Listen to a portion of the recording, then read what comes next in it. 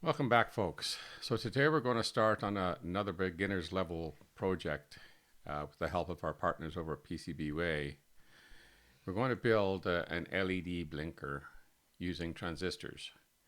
So this circuit is basically Q1 and Q2 represents what's called an astable multivibrator. And Q3 is a common emitter inverting amplifier. And we're going to be using this in what's called saturation mode. So it's basically going to act like a switch. Before we get much further, let's have a word from our sponsors, PCBWay. One of the really cool things about working with PCBWay is their complete clarity into the process that they have. So here's a board that I ordered yesterday. And I can go in and I can look at the production tracking on it. You can see every single step of the way. So these are all the main steps along the production line here.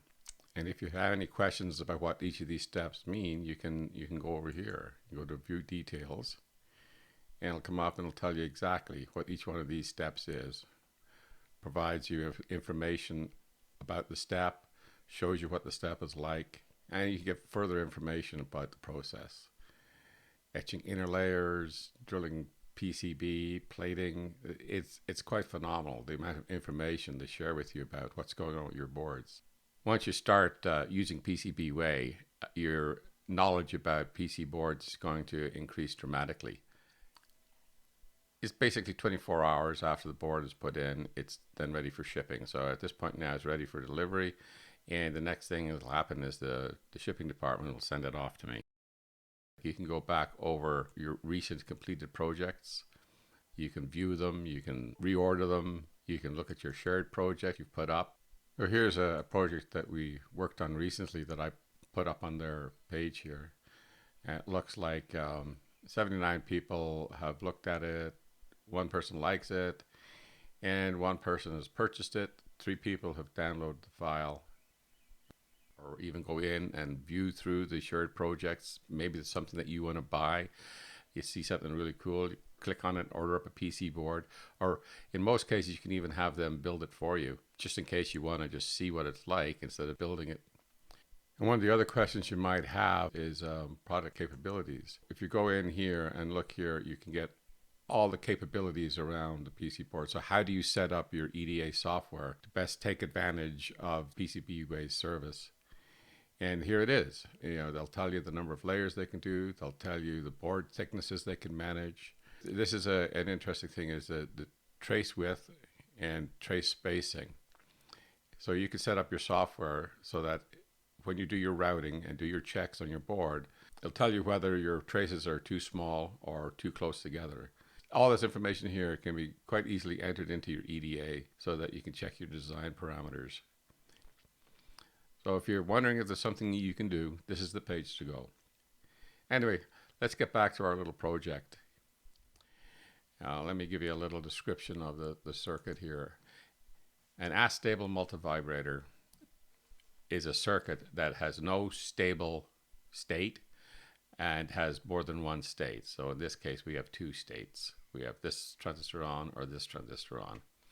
And it's not stable in either state. So how does this circuit work? Well, so let's turn on the power here, and the voltage on these bases is going to start rising. Now, one of these transistors, for whatever reason, maybe this resistor is a little bit lower than this one, or this base is a little bit more sensitive than this one, or whatever. For one of those reasons, one of these transistors will turn on first. For the sake of argument, let's say it's Q1, because we have to start somewhere. So let's say Q1 turns on first. And when Q1 turns on, it's going to bring C1 down to almost 0 volts. And that, of course, is initially going to reduce the voltage on the base of Q2, which will keep it turned off.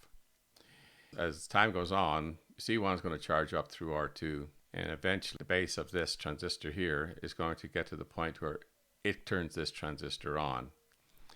And what happens then? Well, C2 is brought down to ground, and this will drag the base of Q1 down and turn it off. And then C2 starts to charge through R1, and eventually its base voltage gets up to the point where it turns on, and then the whole thing just happens over again. So it's a rinse and repeat thing. They go back and forth, back and forth. Now these two resistors here, this one here and this one here, they're just there to set the current through the LEDs. They don't have anything to do with the timing of the circuit. The timing of the circuit is R1 and C1 versus R2 and C2. And the way we have it set up here with 100K and 10 UF on both sides, we're going to get a roughly symmetrical square wave of about 1 hertz or thereabouts. And then over here we have Q3. Q3 is coming off the collector of Q2. Basically, when Q2 is turned off, the collector voltage is high, it turns on Q3. That'll turn on the LED here. And when Q2 is on, the collector voltage will be very low, close to ground, and that'll turn Q3 off and the LED will go off. So in all cases here, we're using transistors basically as switches. Now, in the case of the multivibrator and in the case of the inverter, they're amplifiers as well. So basically what they're doing here is they're amplifying the signal that's coming in their base. So very tiny amounts of current are coming in on the base, and they're switching relatively large currents going through their collectors. To demonstrate some of the things you can do with a very, very basic transistor circuit. You can build oscillators, you can build switches. So let's go over and have a look now at the layout for our board. I've divided the board into the common emitter amplifier and the astable multivibrator. I put all the traces on one side as I usually do. In this case, in this circuit, it's not really necessary to do that. You don't really need a ground plane. You really don't need a VCC plane either to distribute power with very low impedance. It's just not necessary in this particular case. But as far as I'm concerned, it's a good habit to get into. And every time I design a circuit like this, whether it's complex or simple, I try to do that as much as I can. I try to keep at least one plane contiguous for a 2-layer board. So I'll try to route all the traces on the other side. And I'll also leave enough space around the outside of the board, at least, to provide a way to get the power to all the devices. That provides a very low impedance. I try to keep it small and concise as possible.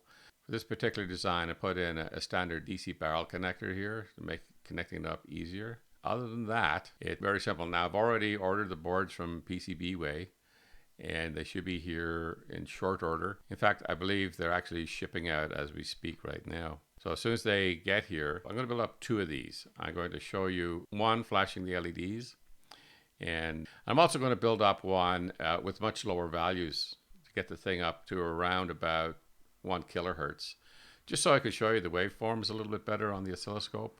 And so you'll see the nature of the kind of wave that this circuit produces.